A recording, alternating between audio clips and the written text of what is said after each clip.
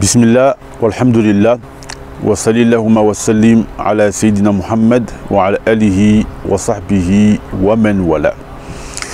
Mes frères et sœurs, dans tous les pays que j'ai fait, et durant ces donc maintenant 11 années de hijra, il y a une question qui revient tout le temps. Et cette question, elle est légitime et c'est important de se poser cette question. Cette question, c'est combien faut-il pour faire la hijra? Beaucoup de personnes, dans tous les pays que j'ai fait, tout le temps et à chaque fois, on me posait cette question.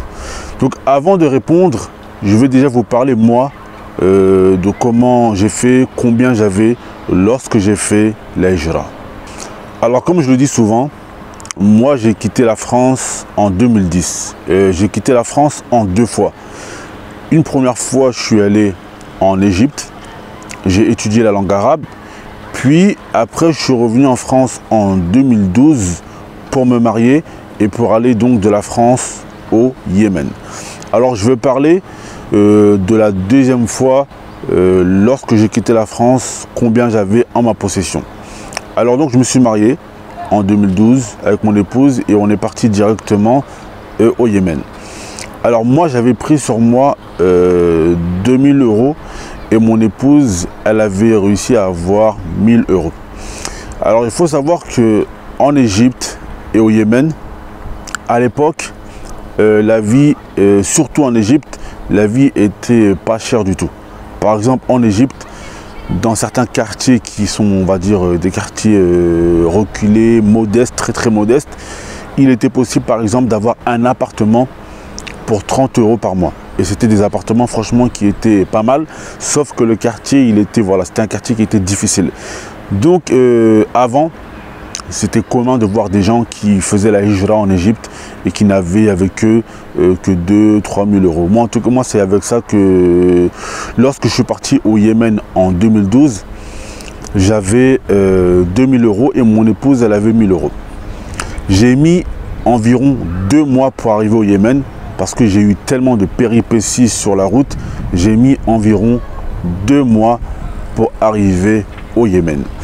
Lorsque je suis arrivé au Yémen, moi, mes 2000 € ils étaient finis. Un jour, j'expliquerai pourquoi, mais mes 2000 € ils étaient finis. Et mon épouse, il lui restait 400 €. Malgré ça, malgré cette perte d'argent, Allah Azza wa Jal m'a facilité. Et jusqu'à aujourd'hui, je suis toujours en hijra et j'ai pu rester au Yémen 2 ans. Donc, qu'est-ce que je voulais vous dire par cela? Quel est le but dans le fait de vous expliquer mon histoire? Ce que j'ai compris au fil des années, c'est que l'important, ce n'est pas l'argent que vous avez. Bien sûr, ça ne veut pas dire de partir sans argent. Mais l'important, mes frères et sœurs, c'est de placer votre confiance en Allah. Donc moi, lorsque les frères viennent me voir et me disent combien j'ai besoin d'argent pour faire la hijra, je dis aux frères, prenez ce que vous pouvez, prends ce que tu peux et pars.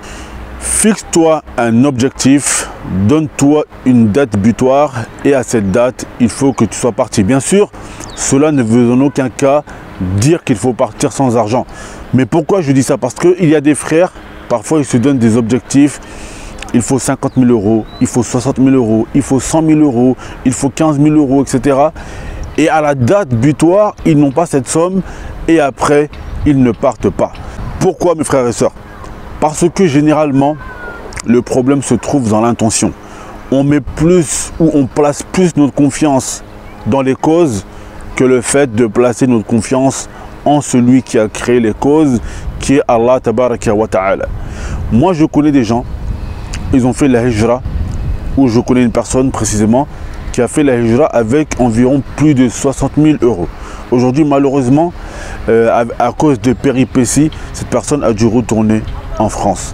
Donc mon frère et soeur, l'important c'est quoi? C'est de placer sa confiance en Allah, de faire les causes et à la date butoir de partir coûte que coûte. Il faut savoir que Allah Azza wa Jal, celui qui nous donne la subsistance en France, alors que parfois on n'invoque même pas Allah Azza wa Jal. Subhanallah, on n'invoque même pas. Pourquoi? Parce qu'on sait qu'à la fin du mois on va avoir les allocations familiales, etc. etc. Alors pensez-vous que lorsque vous allez être en difficulté dans un pays musulman, sachant que c'est lui, Allah Azza wa Jal, qui vous a demandé ou qui vous a même ordonné de faire cette hijra, pensez-vous qu'il va vous délaisser? Donc mes frères et sœurs, moi le conseil que je donne à tout le monde, c'est que donnez-vous une date butoir et à cette date butoir, partez. Et pour terminer, je vais vous raconter une histoire qui m'est arrivée lorsque j'étais au Yémen. Avec mon épouse, alors à un moment, ça faisait déjà 1 an qu'on était au Yémen, à un moment on s'est retrouvés, on n'avait plus d'argent. On avait vraiment plus d'argent pour payer le loyer. Sachant que le loyer, il était vraiment pas cher, c'était un loyer d'environ 40 ou 50 euros. Mais 40 ou 50 euros, ça faisait environ 15 000 rials yéménites. Et 15 000 rials yéménites, c'est une grosse somme, surtout quand on n'a pas d'argent. Donc, mon épouse, elle avait un ordinateur. Donc, je propose à mon épouse que l'on vende son ordinateur. Je lui propose que l'on vende son ordinateur. Comme ça, avec la somme de cet ordinateur qu'on avait ramené de France, on pourrait payer notre loyer. Alors au début, mon épouse, elle était un peu réticente, elle ne voulait pas trop vendre son ordinateur, etc. Je suis parti à la mosquée, je suis revenu. Et lorsque je suis revenu, elle a vu que, bon, elle a compris que c'était vraiment la galère, qu'Allah Azza wa Jal la récompense. Elle a accepté que l'on vende son ordinateur. Donc je suis parti voir des Yéménites. Et j'ai proposé à ces Yéménites de vendre cet ordinateur qui venait de France, etc. Et donc il y en a un qui a été intéressé. Et donc le jour même, Allah Azza wa Jal, il facilite qu'il y a une personne de France qui pense à nous et qui nous dit, qui nous envoie de l'argent. Donc lorsque je vais pour récupérer cet argent, je croise un homme dans le bureau de poste. Et dans le Western Union, je croise un homme qui me dit, je parle avec lui, etc. Et il me demande, toi tu es français? Je dis oui. Il me demande, est-ce que c'est toi qui habites dans le bâtiment vert? Je lui dis oui, c'est bien moi qui habite dans ce bâtiment vert. Et il me dit, viens, je te raccompagne chez toi, etc. Je voudrais te parler.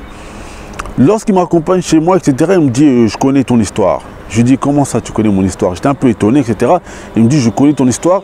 Il me dit, aujourd'hui tu as vendu ton ordinateur car tu n'avais pas d'argent. Je dis, en effet, j'ai bien vendu mon ordinateur, etc. Et c'est là que l'homme me dit, écoute, je vais te payer ton loyer pendant 1 an. Alors j'étais abasourdi, étonné. Je dis, comment ça? Il me dit, oui, je vais te payer ton loyer pendant 1 an. Mais il me dit, la seule chose que je veux de toi, c'est que tu apprends la science. Donc regardez mes frères et sœurs, je suis arrivé au Yémen, il me restait que 400 euros. J'avais quitté la France, j'avais quitté un bon travail, etc. Et je vous assure que durant ces 10 ans de hijra, j'ai eu énormément d'histoires comme ça, ou entendu également d'histoires de personnes qui leur sont arrivées la même chose. Et donc pour terminer, le frère à qui j'avais vendu mon ordinateur, ou l'ordinateur de mon épouse, c'est lui qui est allé voir ce commerçant, machallah, qui avait de l'argent, qui étudiait également. C'était un commerçant, il avait de l'argent. Il est parti le voir pour lui exposer ma situation, que j'avais des problèmes financiers, et afin que ce frère commerçant, il m'aide. Donc mes frères et sœurs, ici, la morale dans cette histoire, c'est que si vous voulez faire la hijra, fixez-vous une date butoir. Fixez-vous également un objectif financier. Mais si vous n'atteignez pas votre objectif financier à la date butoir, ne reculez pas et partez, placez votre confiance en Allah Azza wa Jal et il va vous faciliter. Donc mes frères et sœurs, ça c'était le conseil d'aujourd'hui. J'espère que voilà, qu'il va être profitable pour chacun d'entre nous. On demande à Allah Azza wa Jal de nous faciliter. Innahu waliyyu dhalika wal qadiru alayhi walhamdulillahi rabbil alamin.